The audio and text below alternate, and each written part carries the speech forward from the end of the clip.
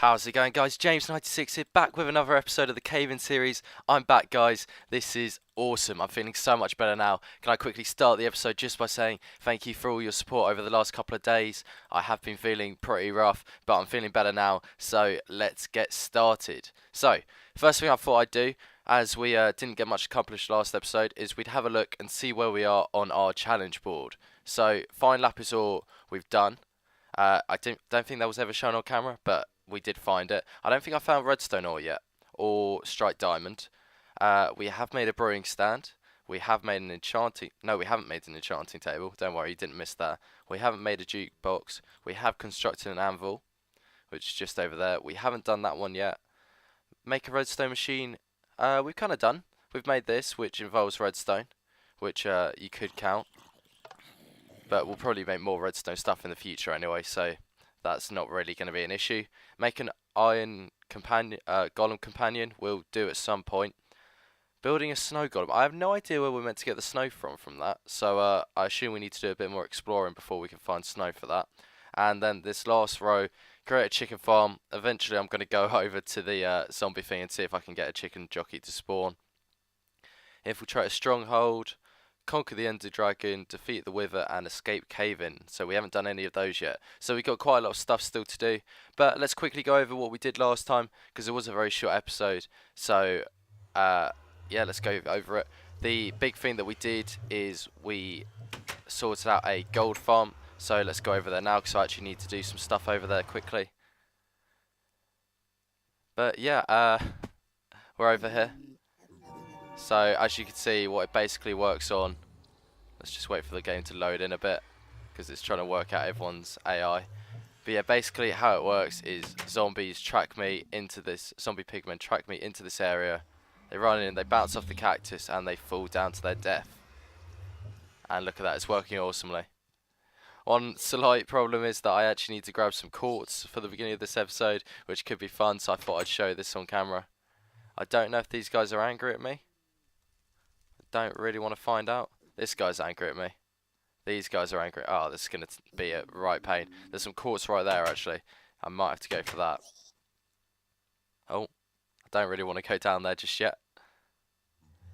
But yeah, guys, thank you very much for the support on the last episode. It was incredible to see you guys being so kind and saying make sure you get well so that you can record episodes again properly. And I took a couple of days break just to make sure that I was feeling better, and I am now. So, we should be good again. Alright. We don't need too much of this. I'm probably just going to pick up these pieces here. It does feel slightly painful not using a fortune pick on this quartz. But, what can you do? It's not as easy to get enchantments on this. Do I have my ladder on me? Yeah, I actually wanted to make a slightly safer way. Check my back quickly. Yeah, make a slightly safer way back in, rather than having to deal with those trapdoors, which can be a bit panicky when you've got zombie pigmen charging towards you. So let me just quickly show you how this works.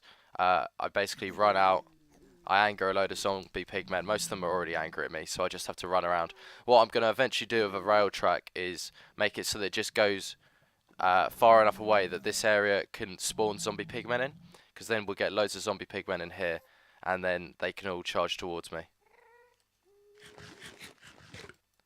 Gotta be careful of that baby zombie pigman. But yeah, all of these guys, you just run over to them, start bringing them back towards the area, and I've got gas, which doesn't help at all.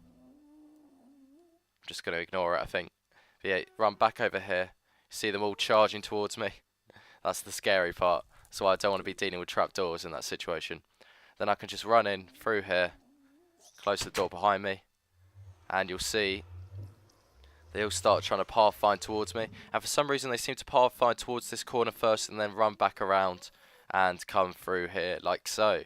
And you'll see what they're trying to do is they're trying to run across these trapdoors, but obviously they don't realise that the trapdoors are open, so they just bounce off the cactus, and the cactus basically throws them forward towards me, and they fall into the deep hole. And then all of their stuff collects down the bottom here, and I've been AFK just a little bit, or not AFK, but using this for just a little bit, and look at that, 54 gold nuggets and 4 gold ingots. That's pretty awesome. And yeah, there's quite a bit of XP, which we'll just grab now. Because they are angered at me, even though I haven't actually killed them myself, they give me the XP, which is presumably a bug, but lots of people are exploiting it at the moment, so we'll see how long that stays in the game. It's not like I need it as an XP farm, but it's pretty useful. Just makes it slightly more worthwhile. And I'm on 58 levels now, which is pretty awesome. So yeah, I've got 54 gold nuggets, which obviously will equate to another 10. It makes 10 gold ingots in total, so I'll just put those in there. So obviously I can make another golden apple now. I don't think we've got a zombie ready at the moment. No, we haven't at the moment. Maybe we'll get one later on. But yeah, we've got 2 villagers at the moment. We've got Larry the librarian, who wants paper, and Aaron, who wants coal. Coal I'm probably not going to be trading away because it's not that easy to get hold of, but the paper I've definitely want to start using. So next thing I'll show you, since last episode, I've added a couple new farms. I've added sugarcane over here. Look at that, that's starting to grow up. So yeah, I'm starting to farm sugarcane.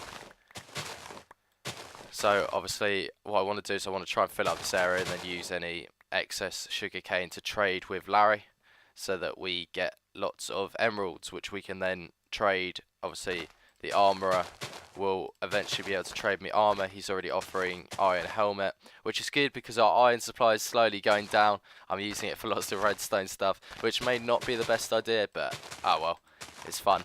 And to be fair, you can get completely ironed up with what was I going to say? You can get full iron armor and iron tools using villagers, so it's not something to worry about too much. And also over here, I've made a little mushroom farm, giant mushroom farm. So obviously I can break these off and get the brown mushrooms like this, which you need for potions of weakness. The other parts of potion of weakness aren't exactly hard to get, because you can get the spider eyes and the sugar from... Where's the sugar? There's the sugar. So you can get the sugar and you can get the spider eyes from the witch farm, and with that you can make, see if I can remember how to do it, fermented spider eyes, which is what you need, which is the main ingredient for the potions of weakness. So that's basically what I've done off camera. One more thing which I'll show you in just a second, but basically I'll explain my logic first. So you look at this area and you see I've had to fence off a lot of areas because of these villagers, including this water here because we had a villager die, and to be honest it looks a bit scruffy. It feels like it's so much more effort than it should be. Like I've got to now break this every time that I want to go out and remember to place it back behind me. So yeah, basically what I want to do this episode is create a nice safe area for the villagers where they're not going to have to where I'm not going to have to worry about them. I could just come in and trade with them when I want to, and when I'm not trading with them I know they're safe. So what we're going to work on today is a little underground village area. It's a plan that has been suggested to me and I was planning to do anyway. So I've actually dug out an area. Ta-da! I've dug out an area ready to do this, and what we're going to work on first is a system to get the villagers over here, because at the moment obviously they drown in this water. So what we're going to do is we are going to knock out a door here and here, and we're going to create a little system which retracts the water, allows them to come through, and then we'll close it off behind us, which should be pretty cool. I've got a rough idea how I want to do it, so let's get started grabbing the materials. That's why we needed the quartz, by the way. So let's try and dump some stuff off we don't need actually, because otherwise we're going to run out of inventory space very quickly. And whilst we're here, let's trade a bit of paper. Oh, I don't think I have enough actually. Where's Larry? There he is, he's over there. Don't think we quite have enough paper. I think it's 28, isn't it? Yeah, we're not close. Alright, we'll leave the paper for now. But yeah, let's grab the stuff which we're going to need for this. It's actually a very simple design to do, but I'm going to show you through all of it, just so that if you guys want to try something like this yourself, as it's a pretty simple thing to do, it's a good way of doing the redstone machine section of the challenges, and it looks pretty awesome. Oh, we've already got some redstone torches, that's cool. Uh, let's just go like that. 1, 2, 1, 2, 1, 2. So you need 2 comparators for this. No, not like that. Like this. Yes. Oh, that's the hardest one to remember. 2 comparators. You need a fair few repeaters. I don't know exactly how many, but I'm just gonna make 4 for now. No, I know it's more than 4. Let's make as many as we can with this, and maybe even a few more after that. Let's just use up our stone on that. I don't think we need stone for anything else. Alright, let's make a bunch of redstone torches. Wow, I probably should have got the equipment ready that I needed beforehand. But, you know, it's nice to occasionally show you the stuff on camera. Just makes a little change, makes it a bit more interesting for you guys. I don't do a lot of building on camera. Let me know if you prefer me to build on camera or show you what I do. Because for me, like, I know that I sometimes prefer to just get it all done off camera and then show you what I've done. But I don't know if you guys prefer to see me build it or whether you'd prefer to see me sort of a lot more progress. Because this episode, obviously, we're going to be showing how stuff's done, which just means the progress isn't going to be as great. But so, would you prefer more stuff like the start, where I'm like, okay, I've built this sugarcane farm, I've built this giant mushroom farm, or would you prefer me to be like, all right, today we're going to do this, and we're going to do it like this, and this is what we're going to do this episode. So, let me know what you'd prefer in the comments, and I'll try and accommodate what most of you guys would like. Obviously, it depends on what I'm building. Some stuff requires a lot of intense concentration on my part, so I'm not going to be able to record it. Other stuff, like this, not too difficult to do, pretty simple design, so I'm much more likely to be able to do it on camera. Right, first thing we're going to do is we're going to put blocks on these two, because when the water's flowing down, it will flow down and it will find the nearest sort of next lowest space to go into. So you actually only need 1 hole rather than the 3 that I currently have. It affects the look slightly, but I think I prefer it like that. So let's take these out like so. Shouldn't have to worry about those at the moment because we don't have any water in place. We've got to be careful of Bob whilst we're doing this. I do not want to harm Bob. No Bobs should be harmed in the making of this. Right. How are we doing? Right, we need some bows actually. So, because we need to make dispensers. So, this is where I test how many bows I can actually make. This could be fun. Do we have any string? We have some string. Oh, we got loads of string. Yeah, let's just use string. So, how many bows do we need? We need 4 bows in total. So, 1, 2, 3, 1, 2, 3, 1, 2, 3, 1, 2, 3. And then, wow, this is a lot of setup. 4, 1, 2, 3, 4, 1, 2, 3, 4. I didn't mean to do 4, I meant to do 3, didn't I? 2, 3, just like that. That's all we need. Alright, so we can chuck that string back. And basically what we need to do is we need to make some dispensers. So we need a bit of cobblestone. And we've got the redstone, which I'm pretty sure is all we need, unless I've forgotten how to do that as well. Make sure that it's a dispenser, not a dropper. Otherwise, this is going to go very badly because it won't do what you want. And then we're just going to take that back. Right, now we start actually putting in some redstone, which is probably what you've been waiting for. You've probably been like, how's he going to do this? Don't really care about the setup. But anyway, let's continue. So we're going to have dispensers there and there. They're going to shoot out the water to have the waterfall like we had before. And we're going to do that on both sides. Just like so. Like that. And like that. Then what we're going to have is we are going to have buttons. Like so. One on the wall here and one on the wall here. Because there's basically going to be 2 entrances. They both function exactly the same. But I'd rather have 2 to make it symmetrical. And it looks a bit nicer. So what we're going to do next is the button comes around onto this side. So we're then going to put some stone across here like so, which is, I've got to try and remember all of this now on camera. This is going to be pressure. Alright, like so. Now let me try and remember the next bit. What we have to do is we have to put a piece of cobblestone like so, which is going to have a redstone torch on the end, just like that. And then the next thing we need to do is make ourselves 2 hoppers. So that's going to require some iron as well. As you can see, our iron supply is getting very low now. So we do have to be careful.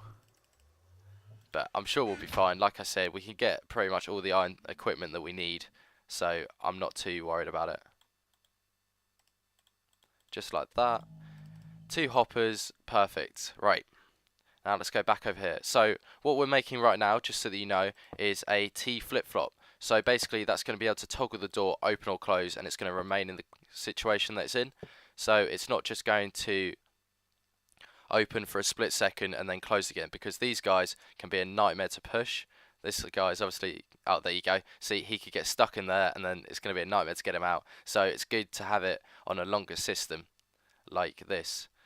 So just like so, and then like that.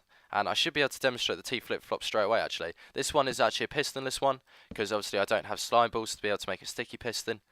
And as you can see, at the moment, I need to put a item in to make this work. So, at the moment, the T flip-flop is toggled to on, as you can see by the fact that this redstone is lit up, like so.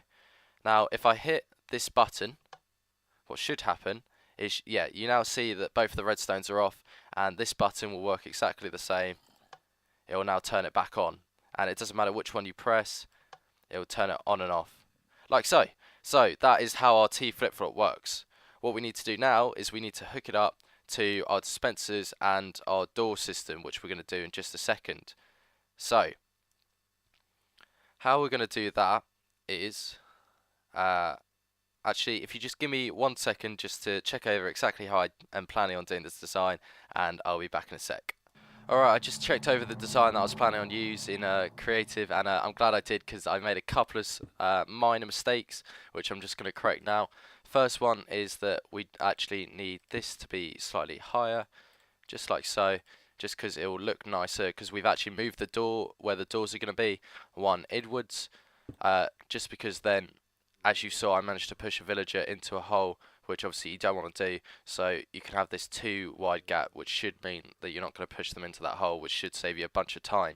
So what we're going to do next is we're just going to, I'll eventually clean this up as well by putting nicer blocks in, but it's just like that, and then this button in the back needs to move up one, so we're going to get rid of that and swap them over, probably, just like that, and like that. Good, and we just need to do that on the other side as well. Wow, that button was almost invisible there for a second. I was worried that I hadn't even placed it. I don't know why, because I clearly had. But yeah, just like so. Alright, so the next thing that we need to do is actually really simple redstone. I didn't really need to check it from that point of view. It's just like so, and then just for the moment, we're just going to go like that to get that to register like so. I don't know if we actually need to do that, but it just puts my mind at rest, because I was struggling to get it to work before. So you see it does that, and you can see it toggling off. Right, we're actually going to set these to 4 timing, because it will affect the timing later. I think now we're pretty much ready to put the doors in.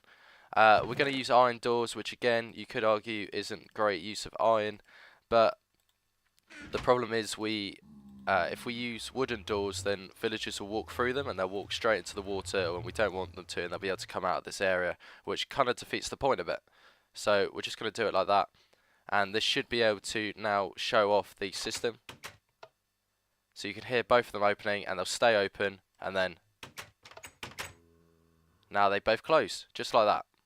So open and close.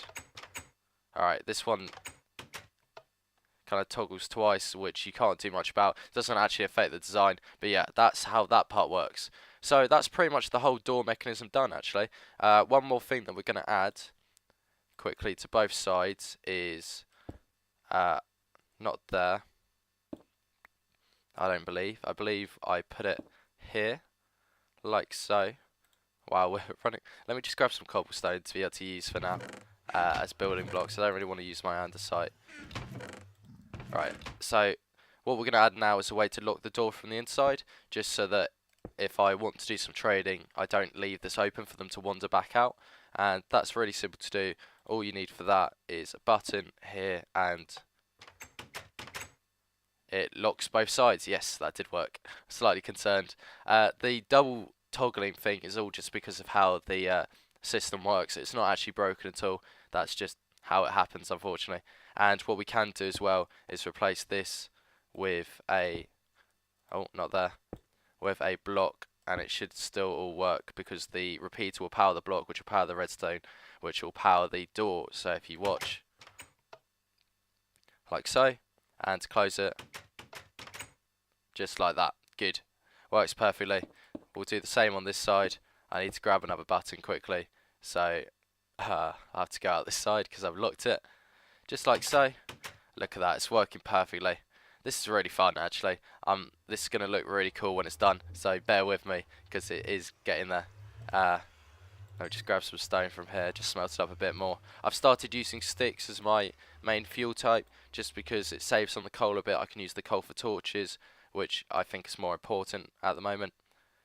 So like that, and that part is done. The doors are now done. Now all we have to do is hook up the dispensers, which are going to chuck out the water. So to do that, it's pretty simple. All we're going to do is create a little torch tower, like so. Let me just build that up a bit. So all we're going to do is, have we got the torches? No, we haven't. Good, I saved myself a bit of embarrassment there instead of building all the way up without torches. Right. So cheeky little torch tower like so.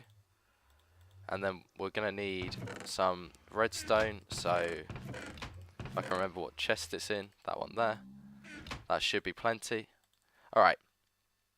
So all we need to do now is put a block there. We can block up ourselves. Block there. And you'll see it's creating this redstone torch tower, like so. Sorry if it's a bit dark at the moment. There's not much I can do about this. Just like so. And we need to work out exactly where these dispensers are. I don't really know the best way of finding them. Let's just dig around a bit. We're probably going to end up digging out. Aha! Yes, we got lucky. Alright. Oh, please tell me I've got another. Oh, come on. No! Damn it, I've shut myself in. Alright, how am I, is there a quick way to get out? Am I missing something obvious? No, alright, I'll see you in a sec. Well, that was a time waster. Alright, we're back now, so let's just continue doing what we were doing. Let's chuck a torch in so that you guys can see properly what's going on. Basically, all we're doing is just finding the other dispenser, which is there. And then we're just going to hook it up with some redstone. We don't actually need any more repeaters, I don't think. We're just going to hook it up like so. That'll trigger both of those. We'll put a block there, like that. And you'll see both of these will shoot off in a sec, like so, because they're powered, which is good. Now we just need to repeat it on the other side, which should be very simple to do. Should be being the key word. How many does this go? 1, 2, 3, 4, 5, 6. Good. Alright. 1, 2, 3, 4, 5, 6. Just like that. And then we should be able to just find the dispenser there and the dispenser there. Yes. Perfect. Alright. And let's just hook that up quickly. And again, it will trigger. And now we just need to get down ourselves. And I think we could just go down here. Hopefully. Yep. Good. We're out. We're safe. We're free. And eventually I'll wall this all off. And it should be all working. But let's just do the big check. I'm going to be brave and I'm going to put the water in now. Because I'm pretty sure that this should work. Whether or not I'm sure enough, we will find out. But let's go for it. Let me go down the bottom here. We got some zombies that we can check out in a sec as well. Oh wow, I keep doing that. Good. We got 4 buckets, which we should be able to put in all 4 dispensers. So, oh, I didn't want to do that. I should see how it flows into the hole though. That's one way. Oh, come on. Alright, let's just do that. That works. Wow. It's been a long old day. A lot of digging went into this. Alright, so hopefully now we should be able to demonstrate the full system in action with no problems whatsoever. So If I want to close off this area, I just press the button. The doors will close and the water will flow. If I then want to go into the area, the doors will open, the water will cut off, and give it a second to update. There's not much I can do about that. And you can go in. Yes, it works. Alright, let's try it out on Aaron the Armourer over here. So he's not in a good spot at all to start this, which is just typical of the villagers. Obviously I'd try and get them straight away to go over to the thing, but you can't help this guy. Alright, how much of a pain are you going to be? I've been having problems with pushing some of these villagers around. Mainly Larry the librarian, he was a nightmare to name. Alright. Let me hit that. Alright. You just stay still for a sec. Let's just wait for the water to die down. Like so. And hopefully, about now, I should be able to push you through. Like this. And then I can close the door behind me. And Larry's in and Aaron's in. Yes. So, that works. Brilliant. Awesome. I'm well happy about that. Alright. Let's just open that up for me. I obviously can just walk through that water to save a bit of time. And I'm just going to do that so the door is closed straight away. And the water should catch back up. Cool. Let's quickly check if we've got any candidates here. No, no, no, and no. Brilliant. That's just our luck. I was kind of hoping to try and cure another villager today. But that's probably not going to happen. We could just hang out here for a little bit while or what we'll do is we'll go through the other side. We should be able to still trigger it, and I can explain what my plans are for this area. So, basically what I want to do in this area is give the feel of an underground village. So I'm going to have little facades which are the fronts of houses which have doors on them. So it looks like a proper underground village down here. Now obviously that's going to take a bit of time. It's going to use a bit of wood for doors, but I think it'd be pretty cool. Obviously the village won't actually function like a village because of the fact we're underground and we can't, there'll be bedrock in the way so we can't break through to daylight, but I think it'll be pretty cool. A little AFK-able area where we can do our villager trading, we can trade off some sugarcane with Larry, and we can hopefully get some more villagers in here. It's also a safe area. There shouldn't be anywhere where these guys, where any zombies can spawn. Just going to put a couple of torches there just to be safe, and probably block off that just to be sure. But yeah, and we'll clean this up. I've already worked out I think how I'm going to do that, but I don't really have time at the moment to do that. So I'm going to go back through here, close that back up. That's so cool. Look at that. And to be fair, it doesn't actually look that bad. Like, you can see the door, but you can't really see through it too much unless you're looking for it. So that's pretty cool. Zombie villager? No. Damn. But yeah, I want to spend the last couple of minutes of this episode, guys, for those of you who have clung on this long and are clearly the big supporters of my channel. I just wanted to ask you a couple of things. Basically, to do with the channel itself. I know last time I mentioned subscribers, and I don't think I mentioned that very well. Basically, I'm not saying that I'm desperate for more subscribers. I'm actually really impressed about how well we're doing, guys. This channel has grown tremendously in a very short space of time, and let me just start by saying I'm very, very thankful for that. And it may not have come across in the last episode, but give me a bit of credit. I was feeling really unwell, so I probably didn't phrase it exactly how I wanted to, and I was thinking afterwards that I hadn't done a great job. But yeah, really happy. The first episode of Cave In is almost on 1,000 views, which is incredible. For someone like me to get 1,000 views already is awesome. We've passed 25 subscribers, which is really cool. I think we're on 26 at the moment, which is just, again, awesome. Great work, guys. Really proud of that. But the things I wanted to ask you about is what you'd like to see more of on the channel. Obviously, Cave In isn't going anywhere. I'm going to see this through to the end, and we're starting to make some good progress with it. Next episode, we'll probably do some more exploring so that we get to see more of the map itself. But we're already on 10 episodes of Cave In, which is incredible as well. But what else would you like to see? Obviously, I've done a couple of episodes of a map challenge series. I do enjoy that. I probably wouldn't want to make that a fully regular series, because I want to wait till a map comes out that I want to play, and then set a high score in it and see what you guys think. But if you'd like to see more of that, let me know. If you'd like to see more Highlands, let me know. I am going to hopefully get some more recording of that done soon. Unfortunately, my witch in that series died, so I'm going to have to get another name tag to do that, which just slows me up a bit. I'm not really sure how it happened. It's a bit annoying, but what can you do? But there's some awesome progress going on there. So if you want to see more Highlands, let me know. Also, I've bought a new game called City Skylines, which everyone's talking about at the moment. It's a big game, so I was thinking of doing some videos on that. So let me know what you think of that, because obviously that's not Minecraft at all. So that would be something different. And if you've got any other suggestions of stuff I do, there's also a another map by the guy who made this map, Dan, who has made another shorter sort of hardcore map, which I'm probably going to start playing. So if you want to see that as well, let me know. So basically, you've got loads of stuff which I could start doing. Obviously, I don't have time to do all of it, so you're going to have to let me know what ideas sound best to you and what you'd prefer to see me do. But that's all we've got time for this episode, guys. Thank you so much for watching. Really appreciate it. If you enjoyed the episode, leave a like, and if you really enjoyed it, please subscribe, and I'll see you next time. Bye bye, guys.